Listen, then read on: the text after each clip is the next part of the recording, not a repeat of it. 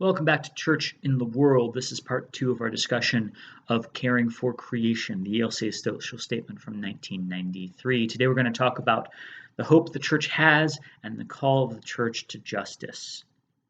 Yesterday we described in pretty vivid detail the biblical vision of our relationship to creation and the current climate crisis, which has its root in our captivity to sin and in many ways has bubbled up from the scaling of our social injustices writ large, now applying to perpetrating the same evils on all of the world. So today we're going to talk about hope and the call to justice. You see, sin and captivity are not the last word. God addresses our predicament with gifts of forgiveness of sins, life, and salvation. By the cross and resurrection of Jesus Christ, God frees us from our sin captivity and empowers us to be loving servants to creation.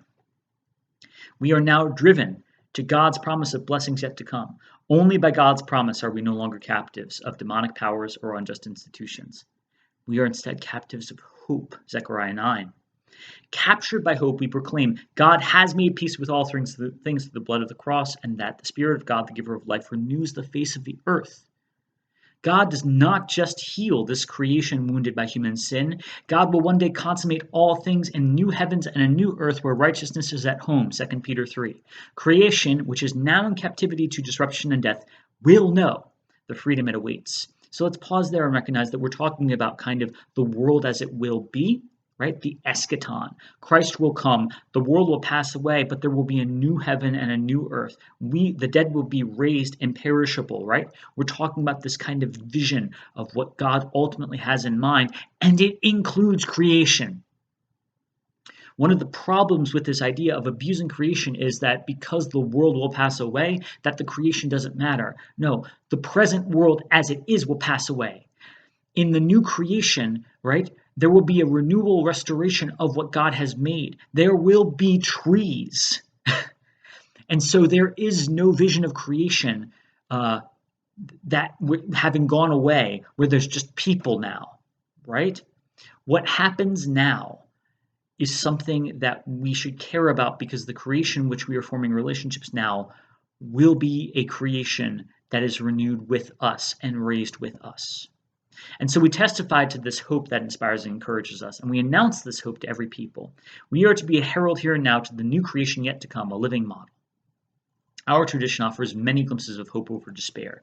In ancient Israel, as Jerusalem was under siege, Jeremiah purchased a plot of land. When Luther was asked what he would do if the world would end tomorrow, some people say he answered something like, I would plant an apple tree today. That's actually nowhere is there historic evidence that happened. It's kind of a legend. But it summarizes rightly what Luther would have said, which is the end of the world is not our business. Caring for the world that we have now is. When we face today's crisis, we do not despair, we act. And that is our call to justice. Caring, serving, keeping, loving, and living by wisdom, these translate into justice in political, economic, social, and environmental relationships. Justice in these relationships means honoring the integrity of creation and striving for fairness within the human family. It sounds familiar to you? It should. We serve and keep the earth, trusting its bounty, can be sufficient for all and sustainable. Okay? We believe then, to be clear, Christians believe that there are sufficient resources for every human life while also practicing sustainable stewardship of God's creation and this planet. We do not believe that we cannot have a human population and a sustainable planet. We do not believe in the scarcity narrative that there are not enough resources for human life to flourish. We don't believe it. We don't buy it. So how do we seek justice then, given the current crisis? First, participation. The principle of participation means that all living things, are entitled to be heard and to have their interests considered when decisions are made. Creation must be given voice, present generations and those to come. Now, we recognize numerous obstacles to this. People often lack political or economic power. They are bombarded with manipulated information. They are prey to the pressures of special interests. The interests of the rest of creation are inadequately represented in human decisions.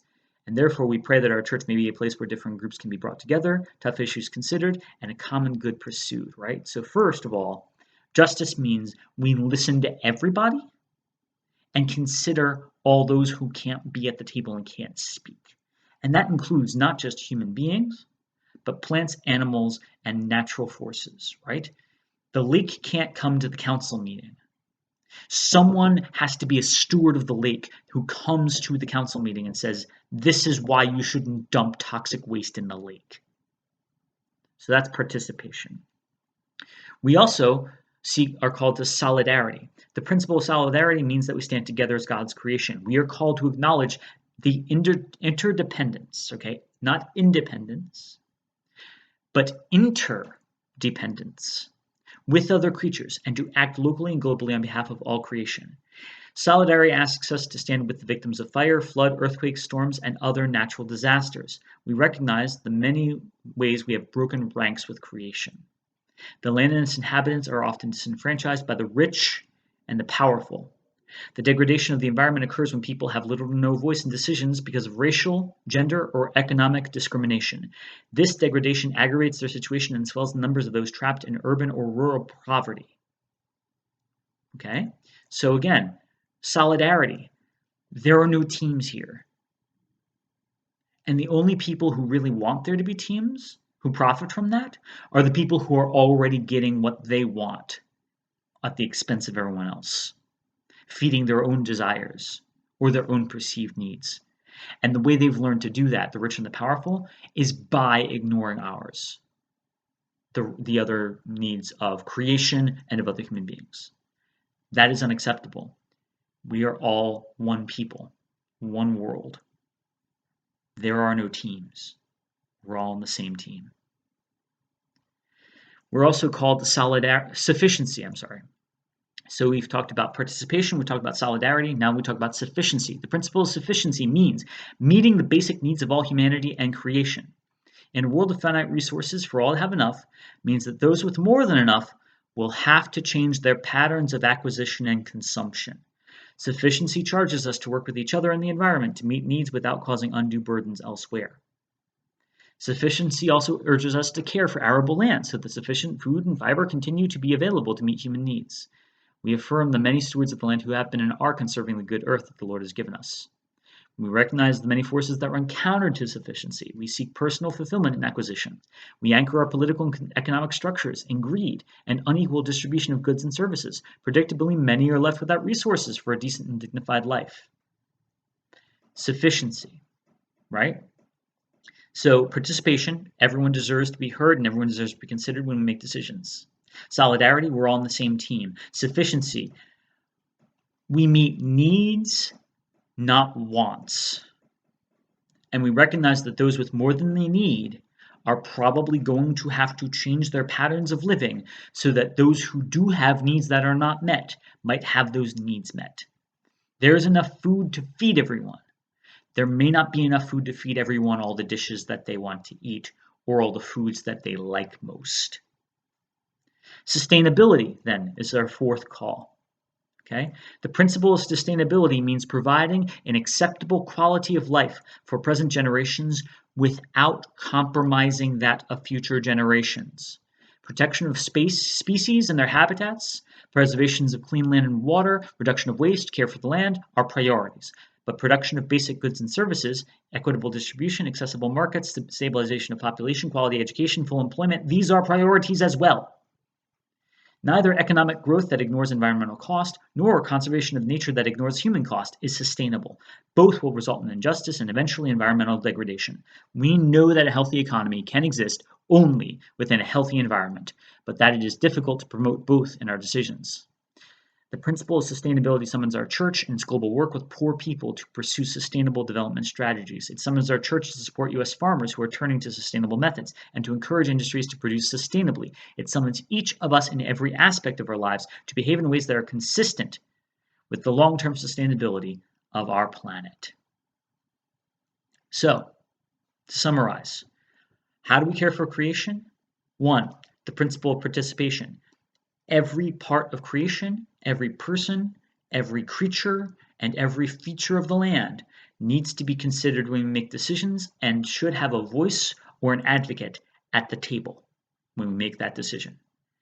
Second, solidarity. We are all on the same team on this planet.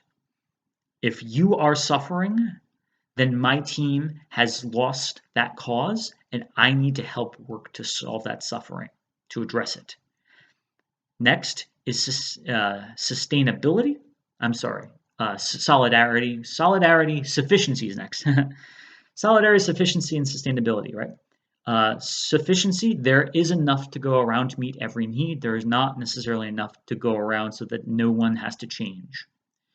And sustainability means what we seek is a balance where human cost and environmental cost are both such that things can continue in a just and equitable way.